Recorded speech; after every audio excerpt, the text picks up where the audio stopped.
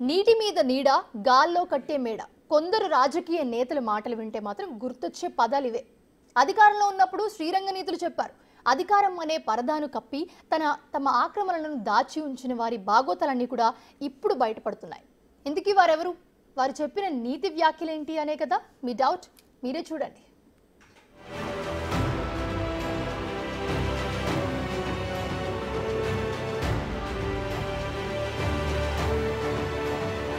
ఇప్పుడు మనం ఓ విషయం గురించి చెప్పుకోబోతున్నాం. బట్ ఇది చర్చించే ముందు మైక్ వెనక నేతల తీరు ఎలా ఉంటుందో చూడాలి. దేనికి మించి ఇంట్రడక్షన్ మేము ఇవ్వదలుచుకోలేదు. అదేంటో వారి మాటల్లోనే వినండి. ఈ బుల్కాపూర్ నాలా, ఈ ఫిరంగి నాలా, వాటి మీద ఏమైనా అక్రమణలుంటే దయచేసి స్థానిక నాయకులు మీరు అడ్డం రాకుండా. ఎందుకంటే ఇలా నీళ్లు తెచ్చేదే ఆ రెండు నాలాలు. ఎవరైనా జనరల్గా ఎవరైనా కూలగొట్టకపోతే మీ దగ్గరికి ఊరికొస్తారు, మాకు తెలుసు, అందుకే చెప్తున్నాం. మీ దగ్గరికి నెంబరే గురికొస్తారు, అన్న మాది కూలగొడుతున్నారు.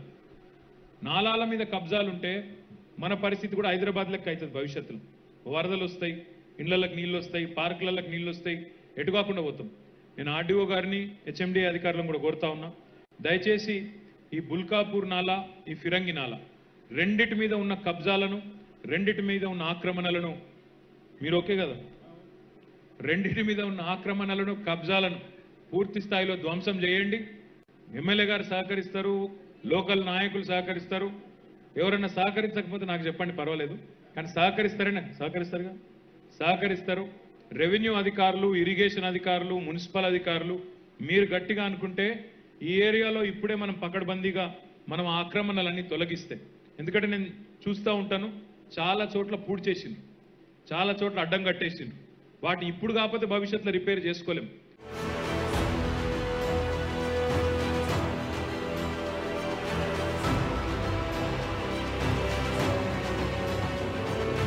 మాట్లాడింది అప్పుడు మంత్రి హోదాలో ఉన్న కేటీఆర్. సబ్జెక్ట్ నాలాలు, వాటిపై ఉన్న కబ్జాలు. ఎంత బాగా మాట్లాడారో కదా కేటీఆర్. అధికారులు మీరు దూసుకెళ్ళండి, నేతలు మీరు సహకరించండి, ఎవ్వరు అడ్డమొచ్చినా మీరు తగ్గొద్దు. ఇప్పుడు ఏం చేయకపోతే భవిష్యత్తులో ఇబ్బందులు తప్పవు, వరదలు ముంచేస్తాయి. సో మీరు వెనకడుగు వేయకండి. మున్సిపల్ అధికారులు, నీటిపారుదల శాఖ వారు మీరు రెచ్చిపోండి. ఇలా చాలా బాగా చెప్పారు ఆనాడు కేటీఆర్. మరి ఏమైనా అడుగులు పడ్డాయా? నాలాలను చెరపట్టిన వారి భరతం పట్టారా? ఈ క్వశ్చన్స్ కు ఆన్సర్ నో అని బల్లగుద్ది మరీ చెప్పవచ్చు. ఎందుకంటే ఏకంగా మాజీ మంత్రి గారు ఉన్న ఫామ్ హౌసే నాలాను ఆక్రమించి కట్టింది కదా. ఇంకేం చర్యలు తీసుకుంటారు అధికారులు? నాకంటూ ఏ ఫామ్ హౌస్ లేదు, స్పష్టంగా చెప్తా ఉన్నా. నా మిత్రుడు ఒక ఆయనకి ఫామ్ హౌస్ ఉంటే నేను లీజ్ మీద తీసుకున్నమాట వాస్తవం. ఒక 7-8 ఏళ్ళ నుంచి లీజ్ మీద ఉన్నమాట వాస్తవం. ఒకవేళ అది ఎఫ్టీఎల్లోనో బఫర్లోనో ఉంటే నా మిత్రుడికి నేను చెప్తా, దగ్గర ఉండి అవసరమైతే నేను కూడా పోయి, ఎందుకంటే నేను లీజ్ మీద ఉన్నా కాబట్టి అక్కడే ఉండి నేను దగ్గరుండి కూలగొట్టించి వస్తా. ఒకవేళ అందులో ఏమైనా తప్పు ఉంటే ఎఫ్టీఎల్లో బఫర్లో ఉంటే నేనే దగ్గరుండి కూలగొట్టించి వస్తా. కానీ నేను కాంగ్రెస్ ప్రభుత్వాన్ని ఒక మాట అడుగుతా ఉన్నా, సరే ఇలా ఏమైనా తప్పు ఉంటే కూలగొట్టిరు, నో ప్రాబ్లం, కూలగొట్టండి, దానిలో నష్టమేం లేదు, వెల్కమ్.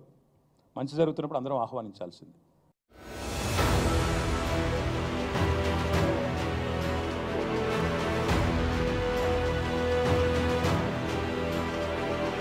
ఇది ఇప్పటి మాట. ఆయన ఆనాడు చెప్పిన మాటలు, ఇచ్చిన ఆదేశాలు ఇప్పుడు అమలవుతున్నాయి. అందుకే అలా తవ్వుకుంటూ పోతే కేటీఆర్ ఏళ్లుగా ఉన్న ఫామ్ హౌసే నాలాపై ఆక్రమించి కట్టారని తేలింది. నాలా ఆక్రమించి జన్వాడ ఫామ్ హౌస్ లో నిర్మాణాలు జరిగినట్లు ప్రభుత్వం తేల్చింది. 14 గుంటల భూమి కబ్జా చేసినట్లు అధికారులు కన్ఫర్మ్ చేశారు. స్థలాన్ని కబ్జా చేసి ప్రహరీ గోడ, గేటును కేటీఆర్ సన్నిహితులు నిర్మించారు. మంత్రిగా ఉన్నప్పుడు అదే ఫామ్ హౌస్ లో కేటీఆర్ ఉన్నారు. ప్రస్తుతం ఫామ్ హౌస్ బయట మాత్రమే అధికారులు సర్వే చేశారు. హైకోర్టు గాని ప్రభుత్వం గాని అనుమతిస్తే ఫామ్ హౌస్ లోపల సర్వే చేస్తామని అధికారులు చెబుతున్నారు. అప్పుడు అసలు కథేంటో తెలుస్తుందంటున్నారు.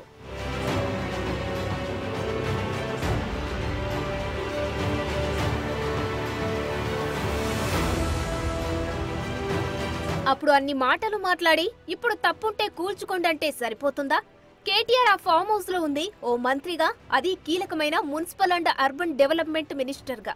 హైదరాబాద్ కు ఆయువు పట్టైన 111 జీవో పరిధిలో కట్టిన అక్రమ కట్టడాలను కూల్చివేసే బాధ్యతను నెరవేర్చాల్సిన ఆయనే అదే అక్రమ కట్టడంలో కుటుంబంతో సహా ఉండడం ద్వారా ఏం సంకేతం ఇచ్చారు?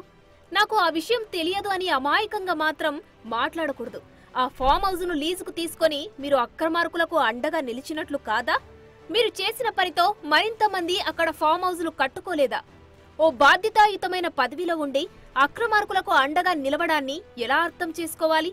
ఆ సమయంలో 111 జీవోనే ఏకంగా ఎత్తేయాలని అసెంబ్లీలో తీర్మానం చేసింది కూడా ఇందుకేనా?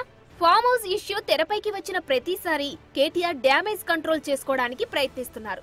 లీజ్ అంటూ, మిత్రుడిది అంటూ ఇలా సన్నిహితుల పేర్లు చెప్పి విషయాన్ని సైడ్ ట్రాక్ చేస్తున్నారు.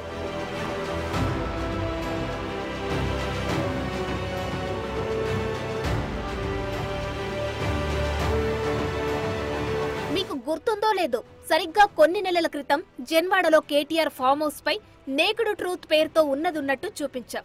అసలు కేటీఆర్ కు ఆ ఫామ్ హౌస్ కు ఉన్న లింక్స్ ఏంటి? అది అక్రమ కట్టడం ఎలా అయ్యింది? ఆ ల్యాండ్ ఎవరి చేతుల నుంచి ఎవరి చేతుల్లోకి ఎలా మారింది? ఎప్పుడు మారింది? ఎందుకు మారింది? ఇలా ప్రతి ఒక్క విషయాన్ని పూసగుచ్చినట్టు వివరించింది బిగ్ టీవీ. టోటల్ గా 111 జీవో పరిధిలో నిర్మించిన కట్టడం అక్రమమని తేల్చింది. ఇప్పుడు అదే విషయం ఒక్కొక్కటిగా బయటకు వస్తుంది.